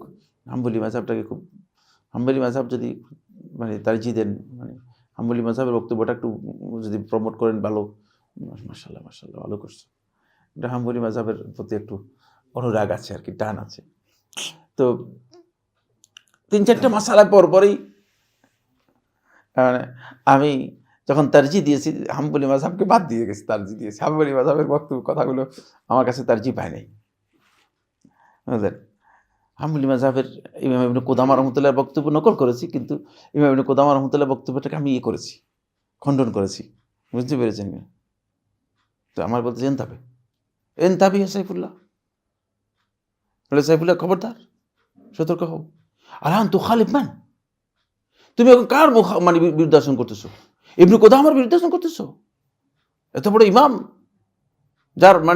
যার মাধ্যমে ফিকহ পরিচিতি লাভ করেছে, সারা দুনিয়ার মানুষ যার মাধ্যমে ফিকহ পেয়েছে, তুমি এত বড়, যাকে শেখ বললে একমাত্র হাম্বলি মাযহাবের মধ্যে ইবনে কুদামাকে বুঝায়, তুমি কি করতেছো? এটা আনালাও খালিফ না, আমি তার বিরুদ্ধে করতেছি না। কি বলতেছো? আমি শিমাল কিতাব ও সুন্নাহ, আমি কিতাব এবং সুন্নাহর সাথে চলতেছি, আমি তার বিরুদ্ধে উঠে যাচ্ছি না। হাকিকত হচ্ছে এটা। এই প্রশ্ন, এই বিষয়টি বুঝতে হবে, এই জায়গায় বুঝতে হবে। এখানে আমাদের ইমামদের বিপক্ষে যাওয়ার কোনো জায়গা নেই, কারণ ইমামদেরকে ছোট করার কোনো জায়গা নেই। বুঝতে পেরেছেন? তাদের ইজতিহাদকে ছোট করার কোনো বিষয় নেই। গোটা উম্মাহ যাদের ব্যাপারে সাক্ষ্য দিয়েছে, গোটা উম্মাহ যাদের বক্তব্য গ্রহণ করেছে, যাদের বক্তব্যের ব্যাপারে গোটা উম্মার কি রয়েছে, যাদের ব্যাপারে গ্রহণযোগ্যতা রয়েছে, তাদের বিরুদ্ধে আমাদের কোনো বক্তব্য নেই। কারণ তাদের বিষয়ে আমার জাস্টিফাই করার দায়িত্ব আমার নয়। আমার দায়িত্ব হচ্ছে আমি কোরআন এবং হাদিসের যে গাইডলাইন আছে, সেই গাইডলাইনে আমি চলছি কিনা, আমরা যাবো সেদিকে। বুঝতে পেরেছেন? এই জিনিসটুকু অনেকে বুঝে না, ফলে দেখা যায় যে বিতণ্ডার কারণ হয়ে দাঁড়ায়, বিবাদের কারণ হয়ে দাঁড়ায়। হাত কি আপনি নাভির নিচে বাঁধবেন না বুকের উপর বাঁধবেন? ঠিক আছে, আলেমদের দুটি ইখতিলাফ রয়েছে। কেউ বলেছেন বুকের উপর বাঁধার কথা, কেউ বলেছেন নাভির নিচে বাঁধার কথা। এখন এখানে যদি আপনাদের সবাইকে দিই, আপনারা আগামী সপ্তাহে এটা তাহকিক করে নিয়ে আসেন, আমার দৃঢ় বিশ্বাস একজনও তাহকিক করে নিয়ে আসতে পারবে না এই মাসআলা। বুঝলেন? সম্ভব নয়। তো আমরা চলবো সেটা হচ্ছে উলামায়ে কেরাম সলফে সালেহিন যেদিকে চলেছেন, সুন্নাহ যেদিকে চলেছে, সেদিকে সোজা চলে যাব। আমরা আলেমদের এই ইখতিলাফের মধ্যে জাস্টিফাই করার দায়িত্ব আমাদেরকে দেয় নেই, আমাদের প্রয়োজনও নেই, কারণ এটা আমাদের কাজ নয়। এটা নিয়ে এই ইখতিলাফ যখনই আসবে, তখন আপনি দেখবেন যে এটা সালেফদের মানহাজের পরিপন্থী। এই কারণে শেখুল ইসলাম ইবনে তাইমিয়া রাহমাতুল্লাহি আলাইহি যখনই ইখতিলাফের এই মাসাইলের ব্যাপারে, আহকামের ব্যাপারে, ফিকহের ব্যাপারে যখনই ইখতিলাফের এই কথাগুলো শেখুল ইসলাম রাহমাতুল্লাহি আলাইহি উল্লেখ করতেন, তখন শেখুল ইসলাম রাহমাতুল্লাহি আলেমদের কথা খুব সম্মানের সাথে উল্লেখ করতেন। কিন্তু উল্লেখ করার পরে শেখুল ইসলাম রাহমাতুল্লাহি বলতেন যে ওয়াদাহিরু, এটাই হচ্ছে প্রকাশ্য কথা, যে কিতাব এবং সুন্নাহর সাপোর্টের চেয়ে বক্তব্য, সবার কথা বাদ দিয়ে দিয়েছে। চিন্তা করেছেন? এর আগের সবার কথা বাদ দিয়েছে। কোন মাসআলার মধ্যে কেউ বলতে পারবেন কিনা? এরকম একটা মাসআলা সবার কথা বাদ দিয়ে দিয়েছে।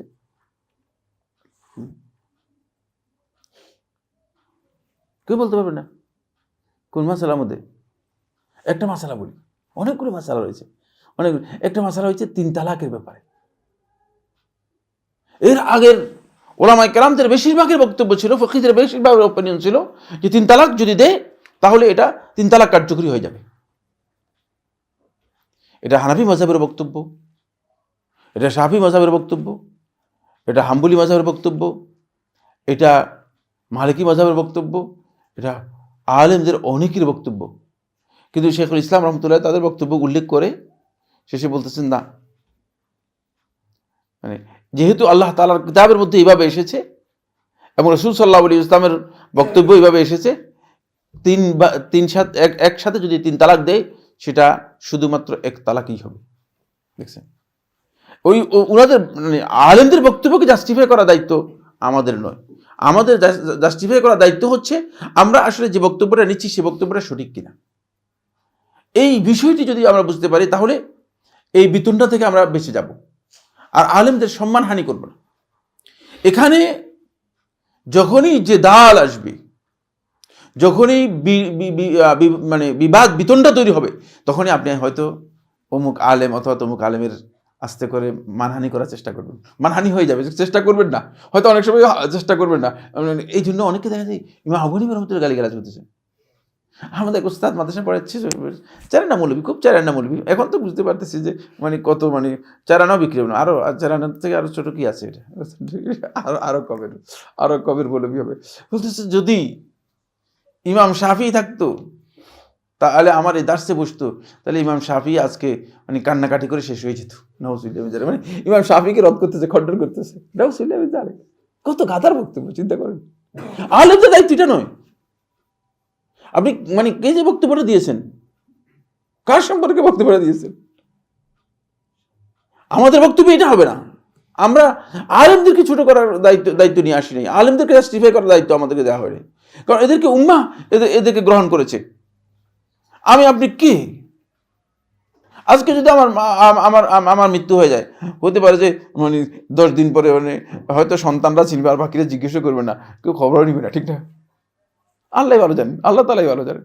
কিন্তু সে 185 সনে মারা গিয়েছেন, আজকের দিন পর্যন্ত গোটা পৃথিবীর মানুষ যাকে চিনে, কি কারণে চিনে? কি কারণে চিনে? না কিসের জ্ঞানে, জ্ঞানী বহু লোক জ্ঞানের কারণে চিনে না, চিনে আমার আল্লাহ তাআলা যেহেতু চিনার দায়িত্ব দিয়ে দিচ্ছেন, বুঝতে পেরেছে? যেহেতু আমার আল্লাহ তাআলা যখন কাউকে ভালোবাসেন তখন মানুষের অন্তরের মধ্যে তার ভালোবাসা দিয়ে দেন, বুঝলেন? নাহলে তুমি মনে করছো ওই বিশাল জ্ঞানের কথা ছিল না। অনেক লোকই আছে যাদের অনেক বিশাল জ্ঞান ছিল না, কিন্তু পৃথিবীবাসী তাদেরকে খুব সম্মানের সাথে স্মরণ করে। কেন? এই যে আল্লাহ তাআলার ভালোবাসাটি মানুষের কাছে কি হয়েছে, মানুষের কাছে আল্লাহ তাআলা ইম্পোজ করে দিয়েছেন, মানুষকে দিয়ে দিয়েছেন, মানুষের জন্য তাদের জন্য ভালোবাসা।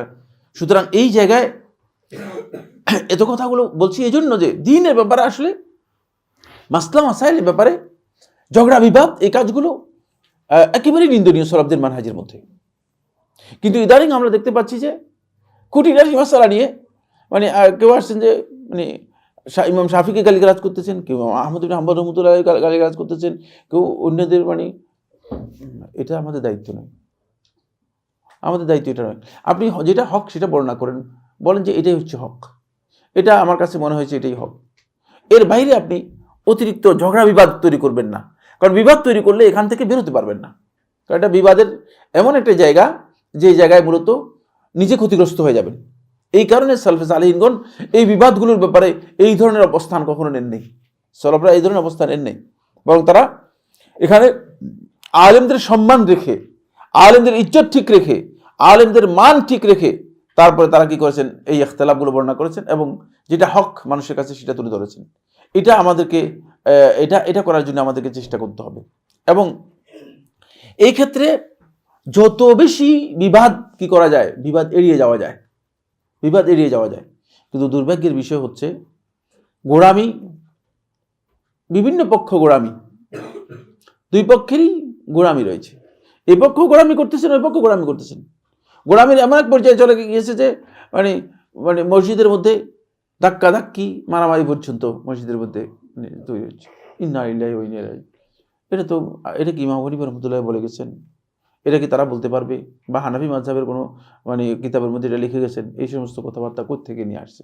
এর কারণ একটাই, সেটা হলো আসলে আমরা দ্বীনের ব্যাপারে সেলেফদের মানহাজ থেকে বিচ্যুত। আমরা বাড়াবাড়িকে অগ্রাধিকার দিচ্ছি, বিতর্ক তৈরি করাকে অগ্রাধিকার দিচ্ছি। ইখতিলাফি মাসআলার ব্যাপারে শুধুমাত্র এতটুকু বলেন যে এটাই হচ্ছে সহিহ, ভাই এতটুকু আমরা জানি যে এটাই সহিহ, এটা হাদিসের মধ্যে এটা আছে, এটাই সহিহ। এখন আপনার কাছে যদি অন্য কিছু জানা থাকে আপনি সে দেখেন, বের করেন, আপনারটা আপনি নিজে বের করেই আপনি তাহকিক করে নেন, এবং অতিরিক্ত কথার প্রয়োজন নেই। আমাদের কারো হাতে হিদায়াতের কোনো দায়িত্ব নেই, আছে কিনা কারো কাছে? হিদায়াতের কোনো দায়িত্ব নেই। এখন কোনো ব্যক্তি যদি আমার বক্তব্য গ্রহণ না করে, আমি জোর করে তাকে বলতে পারবো যে আপনি আমার বক্তব্য গ্রহণ করবেন তো করবেন, নাহলে আমার সাথে মুনাজারা করেন, আমার সাথে বহস করেন। কি এটা কি এই পদ্ধতিতে সালাফদের বক্তব্য নেই? কারণ যে সেই তার বিষয় কি করবে, অনুসন্ধান করবে, সে দেখবে যে যদি আপনি আরো জ্ঞান অর্জন করেন, আপনি আরো চেষ্টা করেন জানার জন্য, যদি আপনার কাছে বিষয়গুলো স্পষ্ট না হয় আপনি জানার চেষ্টা করেন, কিন্তু বাড়াবাড়ির পথ আপনি কি করবেন না, অনুসরণ করবেন না। এরপরে যে পয়েন্টটি, সেটা হলো সেলেফদের অন্যতম আরেকটি দিক আমরা কিছু অংশ হয়তো আলোচনা করেছি, সেটা হলো সালফে সালেহিনগণ তারা শরীয়তের নুসুস দলিলের ব্যাপারে সলফে সালেহিনগণ শরীয়তের যে নুসুসগুলো রয়েছে, দলিলগুলো রয়েছে, এই দলিলের ব্যাপারে তারা সব সময় তাউইলকে পরিহার করতেন, বর্জন করতেন। সম্ভাবনা যেগুলো আছে, ইহতেমালাত যেগুলো আছে, এগুলোকে তারা বর্জন করে যেটা আমল সেটাকে কি করতেন, গ্রহণ করতেন। কারণ শব্দের মধ্যে অনেকগুলো সম্ভাবনা থাকতে পারে। একটা শব্দের দ্ব্যর্থবোধক অর্থ হতে পারে, দুটি অর্থ, তিনটি অর্থ রয়েছে। আর আরবি ভাষাটা এত সমৃদ্ধ একটা ভাষা যে এর মধ্যে এক একটা শব্দের কোনো কোনো শব্দ আছে যে 700 অর্থ রয়েছে। একটা শব্দের 700 অর্থ রয়েছে, চিন্তা করুন। এত সমৃদ্ধ একটা ভাষা আরবি ভাষা। এবারে প্রত্যেকটি জিনিসের আলাদা আলাদা নাম রয়েছে। এই যে খেজুরের একটা দানা নিয়ে আসলে আপনি বুঝলেন না, এর আমি মানে খুলে খুলে খুলে খুলে এগুলোর আলাদা আলাদা নাম বললে আপনি বলবেন যে ইন্না ইল্লাহি ওয়া ইন্না ইলাইহি রাজিউন। মানে খেজুরের নাম শিখতে হলে তো আবার অন্তত একদিন ক্লাস দিতে হবে। এটা খেজুরের দানার মধ্যে এত এত নাম রয়েছে, বুঝতে পেরেছেন কিনা? মানে এত এত জিনিস রয়েছে। এরপরে প্রকার তো খেজুরের অন্তপক্ষে বহু প্রকার রয়েছে, সেগুলো মানে আপনাকে যদি একটা একটা করে একসাথে করি তারপরে দেখাই যাবে এটা হচ্ছে এই প্রকার, এটা হচ্ছে এই প্রকার। খেজুরেরই নাম তো অসংখ্য। ভাষা এটা ভিন্ন বিষয়। ভাষার সমৃদ্ধির কারণে ভাষার একটি শব্দের মধ্যে অনেকগুলো অর্থ থাকতে পারে, যথার্থবোধক শব্দ রয়েছে। সেক্ষেত্রে সালফে সালেহিনের মানহাজ হচ্ছে যেটা, সেটা হলো এই, তারা তাউইলকে বর্জন করতেন। ধারণামূলক যত ইহতেমালাত আছে, ধারণামূলক যত ইহতেমালাত আছে সেগুলোকে কি করতেন তারা, ধারণামূলক যত ইহতেমালাত আছে মানে সম্ভাবনা আছে, এই সম্ভাবনা হতে পারে, এই সম্ভাবনা হতে পারে, এই সম্ভাবনা হতে পারে। মানে আমাদেরকে যখন হাদিসের মধ্যে হাদিস যখন পড়াইতো, বুঝতে পেরেছেন, তখন সম্ভাবনা সম্ভাবনা সম্ভাবনা বলতে বলতে 20-30টা বরাবর আমার কিছু সম্ভাবনা থাকে, আর দরকার নেই সম্ভাবনার। স্যারেদের মানহাজের মধ্যে এই যে সম্ভাবনা মানে ধারণা করে করে সম্ভাবনা আবিষ্কার করা, বুঝতে পেরেছেন কিনা, এগুলো কি স্যারেদের মানহাজের মধ্যে তারা এটা বর্জন করতেন। তারা যেটা করতেন সেটা হলো, যখনই কোনো নস পেতেন, আকলের উপর ওই নকলটাকে, ওই নসটাকে কি করতেন, তারা অগ্রাধিকার দিতেন, ওইটাকেই গ্রহণ করতেন এবং নসটা যেভাবে আসছে সেভাবে গ্রহণ করতেন। নসটাকে অনেক বেশি কি করতেন না, অনেক বেশি এটাকে ব্যাখ্যায় যেতেন না, অনেক বেশি ব্যাখ্যায় যেতেন না, ভুল তাবিলে যেতেন না, ভুল তাবিলে নসে যেতেন না। তাবিলটা বর্জন করা এটা সালাফদের অন্যতম মানহাজ। এখানে একটা বিষয় জানতে হবে, সেটা হলো এই তাউইলের, তাউইল শব্দটা, তাউইল বলতে বোঝানো হয়েছে কোন একটা বস্তুর মর্ম কথা অথবা ব্যাখ্যা, যেটা এই বস্তু দিয়ে বুঝায়, এটাকে বলা হয় থাকে তাউইল। এই তাউইল হচ্ছে দুই প্রকার। একটা হচ্ছে তাউইলুল ফাসিদ, যেটা ফাসিদ তাউইল মানে বাতিল তাউইল, যেটা গ্রহণযোগ্য নয়, বর্জনীয় তাউইল। আরেকটা হচ্ছে আত-তাউইল আল মাকবুল, গ্রহণযোগ্য তাউইল। আত-তাউইল আল মাকবুল হচ্ছে ওই ব্যাখ্যা, যেই ব্যাখ্যা সরাসরি কোরআন এবং হাদিসের শব্দ এবং বক্তব্য এর সাথে কি রয়েছে, মিল রয়েছে, এটাকে বলা হয় থাকে কি আত-তাউইল আল মাহমুদ, প্রশংসনীয় তাউইল, অথবা আল মাকবুল, গ্রহণযোগ্য তাউইল। কোরআন এবং হাদিসের ব্যাখ্যার সাথে যেটার কি রয়েছে, মিল আছে, মানে কোরআন এবং হাদিসে যে জিনিসটা বোঝানো হয়েছে সেই জিনিসটাকে এখানে বোঝানো হয়েছে, এটা হচ্ছে আত-তাউইলুল মাকবুল। আত-তাউইলুল মাকবুল যেটা, সেটা সালাফগণ সরাসরি এটাকে তাফসির বলতেন। সালাফগণ এটাকে কি বলতেন, তাফসির বলতেন। কোরআনের আয়াতের ক্ষেত্রে তাফসির বলতেন। কেন? কারণ তাফসিরটা হচ্ছে কোরআনের আয়াতের ব্যাপারে রাসূলুল্লাহ সাল্লাল্লাহু আলাইহি ওয়াসাল্লাম যে ব্যাখ্যা দিয়েছেন, অথবা রাসূল সাল্লাল্লাহু আলাইহি ওয়াসাল্লাম থেকে সাহাবী যে ব্যাখ্যা বর্ণনা করেছেন, এই ব্যাখ্যার নাম হচ্ছে তাফসির।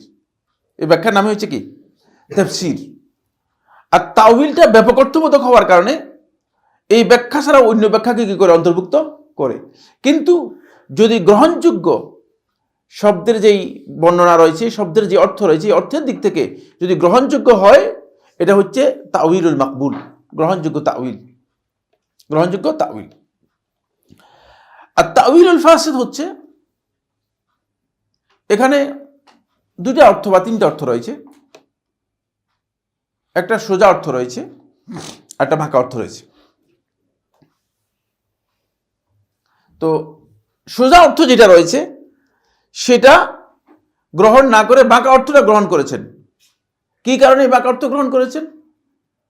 এই ধারণা করে যে মানে এখানে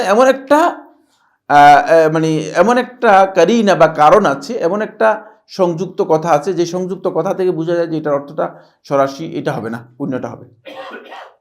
কিন্তু এই যে বাঁকা অর্থটা গ্রহণ করেছিল, অথবা মারজু, যেটা অগ্রাধিকার দেওয়ার মতো নয়, যেটা অগ্রাধিকার পাওয়ার মতো নয়, এরকম বক্তব্যটা গ্রহণ করেছেন, মারজু কাউলটাকে গ্রহণ করেছেন। কেন? আপনি মনে করেছেন যে এটাই হতে পারে, এখানে হতে পারে। এটাকে বলা হয় থাকে তাউইলুল ফাসিদ। সালফে সালেহিন করে তাউইলুল ফাসিদকে একেবারে বর্জন করতেন। তাউইলুল ফাসিদকে একেবারে বর্জন করতেন, মোটেও গ্রহণ করতেন না। নুসুসের ব্যাপারে, শরীয়তের নুসুসের ব্যাপারে তারা এই ধরনের তাউইলকে মোটেও গ্রহণ করতেন না।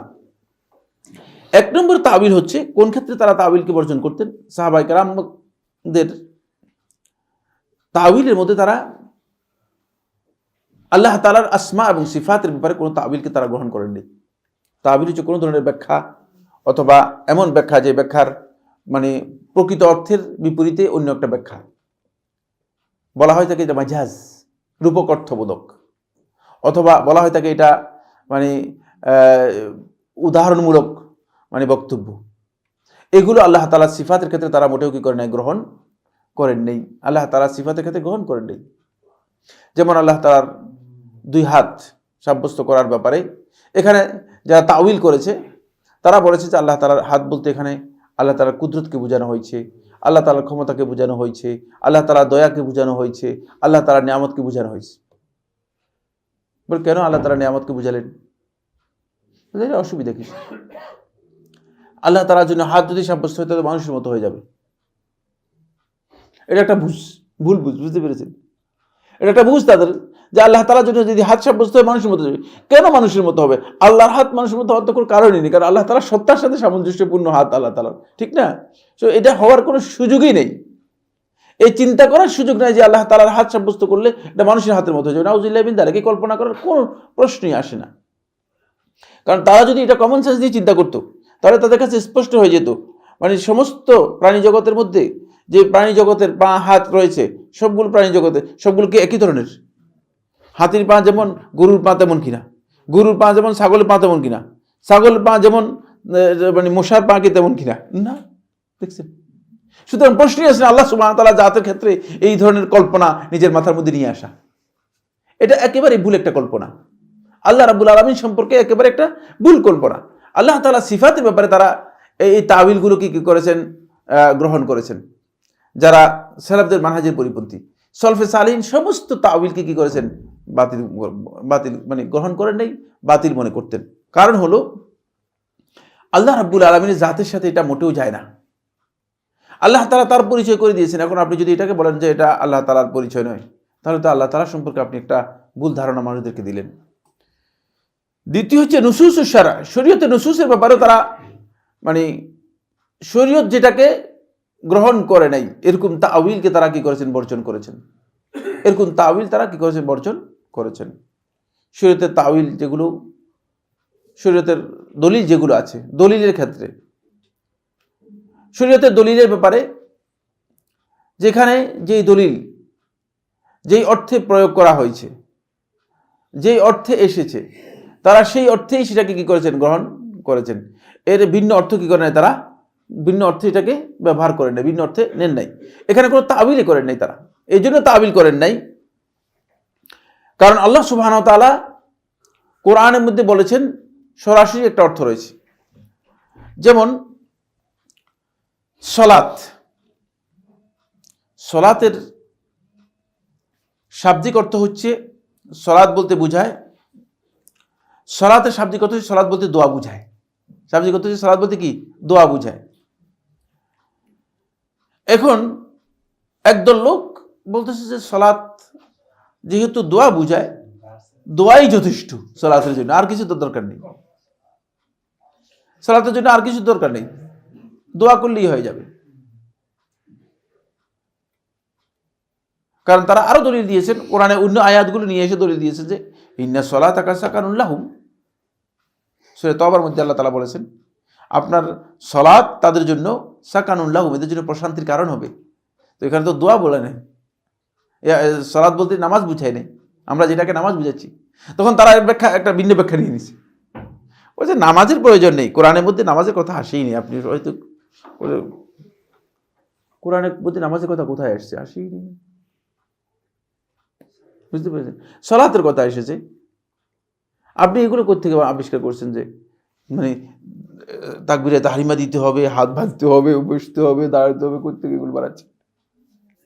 এরকম কোনো সুরত তো মানে কোরআনের মধ্যে নেই। তারা এটাকে মানে শাব্দিক অর্থে নিয়ে গিয়ে এটাকে একটা নিজেদের মন মতো একটা ব্যাখ্যা মানে তাওয়িল করেছে, নিজেদের ইচ্ছা মতো কি করেছে? তাবিল করেছে, নিজেদের আকল খাটিয়ে এটাকে তাবিল করেছে। ফলে এই যে তাবিলটা করেছে, এই তাবিলটা তাদের একেবারে একান্ত মানে মন গড়া তাবিল। আবার আরেকদল তাবিল করেছে, যেমন আদম আলাইহিস সালাতু ওয়াস সালামকে সিজদা নিয়ে বলে যে আল্লাহ সুবহানাহু ওয়া তাআলা যেহেতু আদম আলাইহিস সালামকে সিজদা করতে বলেছেন, ফেরেশতারাও সিজদা করেছে, তাহলে সিজদা করলে যদি তাজিমের জন্য সিজদা করা হয় তো দুই ভাগ করে দিয়েছে। সিজদাকে কয় ভাগ করছে? দুই ভাগ করছে। সিজদাকে দুই প্রকার করে দিয়েছে, সিজদাকে দুই প্রকার করেছে। এক প্রকারের সিজদা হচ্ছে সিজদা ইবাদতের সিজদা। ইবাদতের সিজদাটা আল্লাহ ছাড়া আর কারোর জন্য চলবে না। আর তাজিমের সিজদা সম্মান করার জন্য আপনি পীর সাহেবও করতে পারেন, আপনি আপনার পিতামাতাকেও করতে পারেন, আপনি যারা খুশি তারা করেন, কুকুরে গিয়ে করেন, অসুবিধা নেই। নাউজুবিল্লাহ মিন যালিক। ওই যে তাওয়িল করেছে, যেহেতু আসলে শরীয়তের মূল যে বক্তব্য, এই বক্তব্য থেকে দূরে সরে যাওয়ার কারণে নিজেদের মন গড়া নুসুসের ব্যাপারে তাবিল করেছে। সেদিন একজন তাবিল করতেছিল, বলতেছিল যে আল্লাহ তাআলা ইরশাদ করছেন ইন্না সলাতা কানাত আলাল মুমিনিনা কিতাবাম মাওকুতা, নিশ্চয়ই সালাত মুমিনদের উপর ফরজ করা হয়েছে, কিতাবাম মাওকুতা, নির্ধারিত ওয়াক্তে ফরজ করা হয়েছে, আদায় করা। এটা হলো এর বক্তব্য। বলতে এটার অর্থ হলো ইন্না সলাতা, নিশ্চয়ই সালাত কানাত আলাল মুমিনিনা, মুমিনদের উপর ফরজ করা হয়েছে, কিতাবাম মাওকুতা, লিখিতভাবে, মাওকুতান মানে মুআক্কাতান, সাময়িক।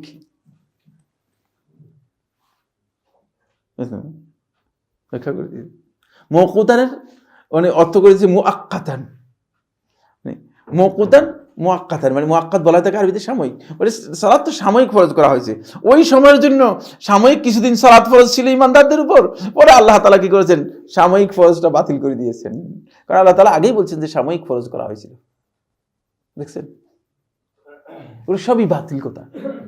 এই ধরনের বাতিল ব্যাখ্যা আপনি যখনই দেখবেন কোন আলেম এই ধরনের ব্যাখ্যার দিকে যাচ্ছে, তাহলে বুঝতে হবে যে তিনি আসলে সালাফদের মানহাজ থেকে বেরিয়ে গেছেন, তার মন গড়া ব্যাখ্যা দেওয়ার জন্য চেষ্টা করছেন।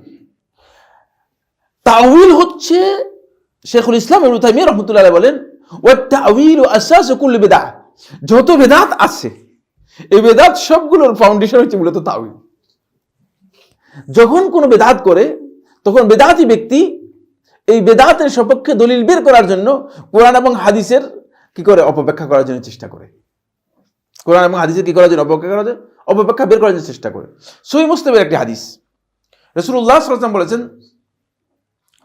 মান সান্না ফিল ইসলামে সুন্নাতান হাসানাতান ফালাহু আজরুহা ওয়া আজরু মান আমিলা বিহা ওয়া লা ইউনকাস মিন উজুরিহিম শাইআ। যে ব্যক্তি ইসলামের মধ্যে, মান সান্না ফিল ইসলামে সুন্নাতান হাসানা, একটা ভালো সুন্নত চালু করলো, ভালো একটা সুন্নত কি করলো? চালু করলো। মান সান্না, খুব ভালো করে দেখেন, শুনেন, মান তো বুঝেন, মান মানে যে, সান্না মানে চালু করলো। মান সান্না, যে সুন্নত যে চালু করলো, সুন্নাতান হাসানাতান, একটা উত্তম সুন্নত, তাহলে ফালাহু আজরুহা, তার জন্য এর সওয়াব আছে, ও আজরু মান আমেলা বিহা, যে এই অনুযায়ী আমল করবে এই আমলকারীর সওয়াব সে পাবে, ওয়ালা ইউনকাসু মিন উজুরিহিম শাইআ, তাদের সকলের আজর থেকে, প্রতিদান থেকে আল্লাহ তাআলা কিছু কমাবেন না, সবাই সমান সমান পেয়ে যাবে। হাদিস থেকে তো স্পষ্ট বোঝা যাচ্ছে যে মানে সুন্নতে হাসানা এটা কোনটা, যেটা আমরা ভালো মনে করি যে ভালো কাজ। ভালো কাজ যদি আপনি আবিষ্কার করেন তাহলে এটা বেদাত হবে না, হাসানা হবে। ঠিক আছে, তো দলিল তো আছে, দেখছেন? বলে এই জন্য এই হাদিসের ব্যাখ্যার মধ্যে মানে বেরলভীদের ইমাম যে সে এই হাদিসের ব্যাখ্যার মধ্যে বলেছে হাযা দলিলুন ওয়াদিহুন, এটা সুস্পষ্ট দলিল, ফি আন্না আল মুমিন, মুমিন ব্যক্তি যদি ইজা সান্না শাইআন হাসানান ওয়া ইয়ারাহুন নাসু হাসানান, যদি কোনো সুন্নত ভালো করে একটা কাজ থেকে ভালো মনে করে আর মানুষ এটাকে ভালো মনে করে, ফাহুয়া ইনদাল মুসলিমিনা হাসানুন, এটা মুসলমানদের কাছে সুন্নত। এটা দলিল এই হাদিস থেকে বোঝা যাচ্ছে, কারণ এটা হাসান, ভালো কাজ। এটা এই যে ব্যাখ্যা, এটা নুসুস শরীয়তের নুসুসকে নিজের মন গড়া ব্যাখ্যার মধ্যে নিয়ে গিয়েছে। এবং এই যে ব্যাখ্যাগুলো এটা সালাফরা গ্রহণ করেন নাই। এই ব্যাখ্যাগুলো গ্রহণ না করার কারণে সালাফদের উপর দুইটা তহমত দেওয়া হয়েছে। কয়টা তহমত দেওয়া হয়েছে?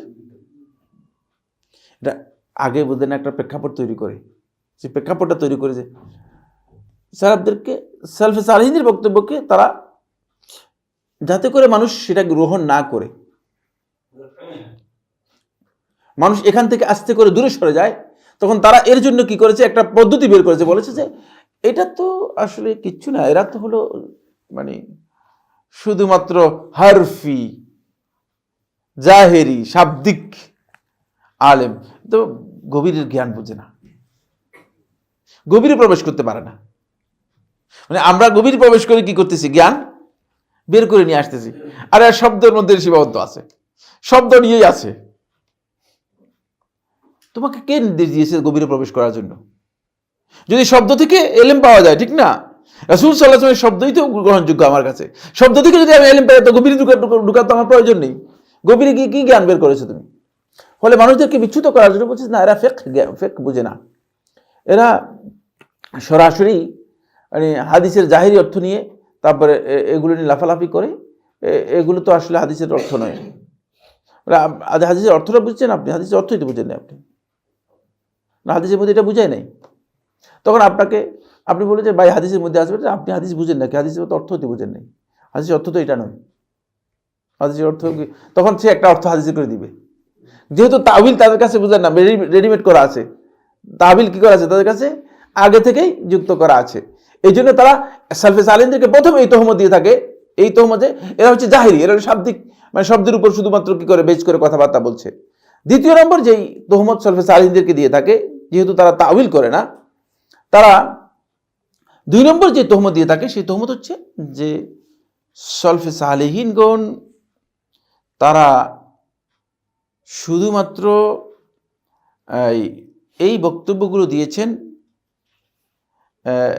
নিজেরা মানে বিতর্ক এড়িয়ে যাওয়ার জন্য,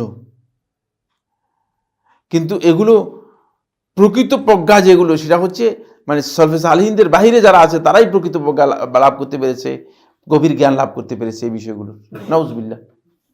মানে সাহাবায়ে কেরামদের বক্তব্য, সাহাবীদের পরবর্তী তাবিদের বক্তব্য, তাদের পরবর্তী যারা আছেন তাদের বক্তব্য, এদের বক্তব্যের ব্যাপারে তাদের কথা হচ্ছে যে এরা যে বক্তব্যগুলো দিয়েছে এগুলো শুধুমাত্র মানে এটা হলো মোটামুটি, এটা যদি গ্রহণ করেন আপনি মানে ঝামেলা নেই, ঝামেলা এড়িয়ে গেলেন, ঝামেলা থেকে বেঁচে গেলেন, কিন্তু গভীর জ্ঞান লাভ করলেন না, বুঝলেন না? আপনি আসলে প্রকৃত জ্ঞানী হতে পারলেন না, বুঝলেন না? মানে আপনি মূল জ্ঞান, ফলে তারা আবিষ্কার করছে, ওদেরা অনেক গবেষণা করছে, গবেষণা হচ্ছে কোরআন নাজিল হয়েছে কোথায়, কোরআন নাজিল হয়েছে এটা আপনি শুনবেন, এটা সবখানে বলে নাজাল আল কোরআন মানে ফি জাজিরাতুল আরব, মানে মক্কা মদিনায় হিজাজে জাজিরাতুল আরবে কোরআন নাজিল হয়েছে, বুঝতে পেরেছেন? কোরআন নাজিল হয়েছে জাজিরাতুল আরবে। এমন তারপরে ওয়াতালাহুল আহলু মিসর, মিসরিরা কোরআন কারীমকে তেলাওয়াত করেছে। কোরআন কারীম তেলাওয়াত ওই যে আব্দুল বাসেত, কত জাহিল মানুষ, চিন্তা করেছেন, মিশরীরা এটা তারা ঠিক মতো করতে পারছে। কোরআন নাজিল হয়েছে কোথায়? মক্কা মদিনায়। আর তেলাওয়াত করতে পারছে কারা? মিশরীরা তেলাওয়াত করছে। ওয়া ফাহিমাহু আহলুল হিন্দ। আসেন, আর এটাকে কোরআনটাকে প্রকৃত গ্রহণ করতে পারছে এই ইন্ডিয়ানরা, সাবকন্টিনেন্টেরা। কারণ কোরআনের যত অপব্যাখ্যা আছে সবগুলো তারা করতে পারছে, কোরআনের যত প্রকারের অপব্যাখ্যা আছে সবগুলো অপব্যাখ্যা তারা করতে পারছে। আর এই কারণেই কি করেছে, তারা কোরআনকে ঠিকমতো বুঝতে পেরেছে, কোরআনকে ঠিকমতো চিন্তা করেছেন। এখানেই মূলত সেলেফদের মানহাজের সাথে তাদের মানহাজের এই বিশাল পার্থক্য। সেটা হলো এই যে তারা কোরআনকে তারা মনে করেছে যে কোরআনের ব্যাপারে যদি মন গড়া কিছু বক্তব্য মানে আমরা গভীর জ্ঞানী মনে করে দিতে পারি, যে এটা আমরা উদ্ঘাটন করেছি, গভীর একটা বিষয় উদ্ঘাটন করেছি, তখন বেশিরভাগ লোক মনে করে যে না, এটা তো আসলে এটা তো নতুন একটা বিষয়, এটা তো নতুন একটা কথা। সালফে সালেহিন করে এর ধারে কাছে যেতেন না। কেন যেতেন না? এর কারণ হচ্ছে আল্লাহ রাসূল সাল্লাল্লাহু আলাইহি ওয়াসাল্লাম সাহাবায়ে কেরামগণ সরাসরি নুসুস শরীয়তের যে নুসুসগুলো আছে, দলিলগুলো আছে, এগুলো থেকে সাহাবায়ে কেরামগণ যে জিনিসগুলো বুঝেছেন এর বাইরে অতিরিক্ত বুঝ সেখানে গ্রহণ করা বা অতিরিক্ত বুঝ নেওয়া, এটা মূলত ইসলামের দৃষ্টিতে নিজের মন গড়া একটা দ্বীনের ব্যাপারে বুঝ গ্রহণ করা, নিজের মন গড়া একটা বুঝ গ্রহণ করা। এই মন গড়া বুঝ আসলে সালাফগণ কখনো গ্রহণ করতেন না। ফলে আপনি দেখেন প্রত্যেকটা জিনিসের ব্যাপারে, আপনি যখন জিকিরের ব্যাপারে যাবেন, আমাদের দেশে জিকির কাকে বলে সমস্ত মাফাহিম পরিবর্তন করে দিয়েছে, সমস্ত মাফহুম কি করেছে, পরিবর্তন করে দিয়েছে। এখন জিকির বলতে বোঝায় শুধু জপার নাম, হয়তো আল্লাহ আল্লাহ আল্লাহ আল্লাহ, নইলে লা ইলাহা ইল্লাল্লাহ লা ইলাহা ইল্লাল্লাহ, মানে এই ধরনের জপার নাম, এটাকে জিকির। অথবা ইল্লাল্লাহ ইল্লাল্লাহ ইল্লাল্লাহ, এটাকে বলছে জিকির। এই যে মানে মাফাহিম, শরীয়তের যে মফহুমগুলো আছে, শরীয়তের যে বুঝগুলো আছে, শরীয়ত যে জিনিসগুলো মানে আমাদের জন্য যে মফহুমগুলো দিয়েছেন, যে বুঝগুলো দিয়েছেন, এটাকে এমনভাবে বিকৃত করে নিয়েছে, এর কমন যে প্রকৃত অর্থ সেটাও আমাদের কাছে হারিয়ে গেছে। সেটা কি হয়েছে? হারিয়ে গেছে। বলছেন যে যদি আপনি বলেন যে কোরআন তেলাওয়াত করব, ভাই কোরআন তেলাওয়াত করছি, জিকির তো করতে পারলাম না, ঠিক না? একবার বলছে কিছুক্ষণ ওই হালকা জিকির হবে, কোরআন তেলাওয়াত বাদ দেন, আজকে কোরআনের দার্স বাদ দেন, আজকে কোরআনের দার্স বাদ দেন, আজকে হালকা জিকির হবে। কি বুঝলেন? তারা কোরআন তেলাওয়াতকে, কোরআনের আলোচনাকে, মানে কোরআনের মজলিসকে তারা কিন্তু জিকির মনে করে না। সেন্সগুলো এমনভাবে কি করেছে, চেঞ্জ করে দিয়েছে, মানে মাফহুমগুলো এমনভাবে চেঞ্জ করে দিয়েছে যে এটাকে তারা জিকিরই মনে করে না, এটা তাদের কাছে জিকিরই না। কয়েকজন মানে আমাদের কাছে বলতেছে যে মুনাজাত, বলে মুনাজাত বেদাত হওয়ার কারণটা কি? আমার মুনাজাত বেদাত হবে কেন? কে বলছে আপনাকে বেদাত? মানে মুনাজাত কি জিনিস জানেন কিনা? কেন কিচ্ছু জান না। মুনাজাত বলা হচ্ছে, মানে মুনাজাত হলো কারো কানে কানে কানাকাটি করা, বুঝতে পেরেছে? কানে কানে করে কিছু বলা, গোপনে কিছু বলা। আর আপনি মাইকের মধ্যে জুমার নামাজের পরে মানে মাইকে আওয়াজ করে চিল্লাইয়া না, আপনি বলতেছেন এটার নাম দিয়েছেন মুনাজাত। কি দেখছেন? মানে মাফহুমটাকে, মূল মর্মার্থ যেটা, মূল বক্তব্য যেটা, বক্তব্যটাকে কি করে দিয়েছে, একেবারেই চেঞ্জ করে দিয়েছে, বক্তব্যটাকে পরিবর্তন করে দিয়েছে। ফলে এই কারণে, এই বক্তব্যকে পরিবর্তন করে দেওয়ার কারণে বেশিরভাগ মাফাহিম, বেশিরভাগ জিনিস আমাদের সমাজের মধ্যে এমনভাবে চেঞ্জ হয়ে গিয়েছে, এমনভাবে পরিবর্তন হয়ে গিয়েছে। আমি কিছু সংখ্যক লোকের সাথে একটা বিষয় নিয়ে আলোচনা বসলাম। এই মাসআলাটি গোটা উম্মার জানা দরকার, কিন্তু সেই সময় আজকের আমাদের আলোচ্য বিষয় না, এই জন্য আমরা আলোচনা করব না। কোরআনে কারীমের মধ্যে আল্লাহ সুবহানাহু ওয়া তাআলা নির্দেশ দিয়েছেন, সূরাত আশ-শূরা-এর 13 নম্বর আয়াতের মধ্যে নবীদের নাম উল্লেখ করে আল্লাহ রাব্বুল আলামিন স্পষ্ট করেছেন, নবীদেরকে আল্লাহ তাআলার পক্ষ থেকে নির্দেশ দেওয়া হয়েছে, আন আকিমুদ্দীনা ওয়া লা তাতাফাররাকু ফীহি। আন আকিমুদ্দীন, তোমরা দ্বীনকে কি করো, কায়েম করো, ওয়া লা তাতাফাররাকু ফীহি, এবং এই ক্ষেত্রে তোমরা কি করো না, পরস্পর বিচ্ছিন্ন হয়েও না, তোমাদের মধ্যে ফিরকাবন্দিতে লিপ্ত হয়ে যাও না, দলাদলিতে লিপ্ত হয়ে যাও না, বিভক্তির মধ্যে যাবে না। এখন একদল লোক ইকামতে দিন বলতে তারা এর ডাহা মিথ্যা একটা অর্থ পৃথিবীর কোনো আলেম যেটা করে নাই সেই অর্থ করতেছে, বলতেছে যে ইকামতে দিন মানে রাষ্ট্র প্রতিষ্ঠা করা। দ্বীনের অর্থ কোরআন এবং হাদিসের কোথাও রাষ্ট্র আসেনি। এটা একটা ডাহা মিথ্যা, কোরআন হাদিসের নামে ডাহা মিথ্যা বক্তব্য। রাষ্ট্রে ইসলাম কায়েম হবে সেটা আরেকটি মাসআলা, বুঝতে পেরেছেন কিনা? রাষ্ট্র ইসলাম অনুযায়ী পরিচালিত হবে সেটা আরেকটি মাসআলা, কিন্তু এই আয়াতের মধ্যে এই কথা নেই। এটা একটা জাহিলি বক্তব্য আমাদের সমাজের মধ্যে মানে একটা গ্রুপ এস্টাবলিশ করে দিয়েছে। এই জাহিলি বক্তব্যের মূল কারণ হচ্ছে দ্বীনের অর্থই না বোঝা। যদি আমাকে আপনাকে আল্লাহ তাআলা নির্দেশ দেন রাষ্ট্র প্রতিষ্ঠা করার জন্য, এখন যদি আমরা রাষ্ট্র প্রতিষ্ঠা না করতে হয় তাহলে আমরা তো আল্লাহ তাআলা ফরজই লঙ্ঘন করলাম, ঠিক না? রাষ্ট্র তো মানুষের সাধ্যের বিষয় না, ঠিক না? রাষ্ট্র তো মানুষের ব্যক্তিগত বিষয় না, রাষ্ট্র ব্যক্তিগত বিষয়ের সাথে জড়িত নয়, রাষ্ট্র আল্লাহ তাআলার সাথে জড়িত। এই জন্য আল্লাহ তাআলা কোরআনের মধ্যে বলছে কুলিল্লাহুম্মা মালিকাল মুলকি তুতিল মুলকা মান তাশা ওয়া তানজিউল মুলকা মিম্মান তাশা। দেখছেন, আল্লাহ তাআলা বলতেছেন মুলকের মালিক আল্লাহ রাব্বুল আলামিন নিজেই। মুলকের মালিক, রাজত্বের মালিক, ক্ষমতার মালিক, এই সব কিছুর মালিক কে? আল্লাহ তাআলা। আল্লাহ তাআলা এগুলোর মালিক হওয়ার কারণে আল্লাহ সুবহানাহু ওয়া তাআলা নিজেই বলতেছেন যে আল্লাহ তাআলা যাকে ইচ্ছা করেন তাকে তিনি দিবেন, আর যাকে ইচ্ছা করেন তার কাছ থেকে ছিনিয়ে নেবেন। এটা দেন কে? আল্লাহ তাআলা। আবার নিবেন কে? আল্লাহ রাব্বুল আলামিন। সুতরাং এটা কিন্তু এই আমাদের সাথে সম্পৃক্ত বিষয় না।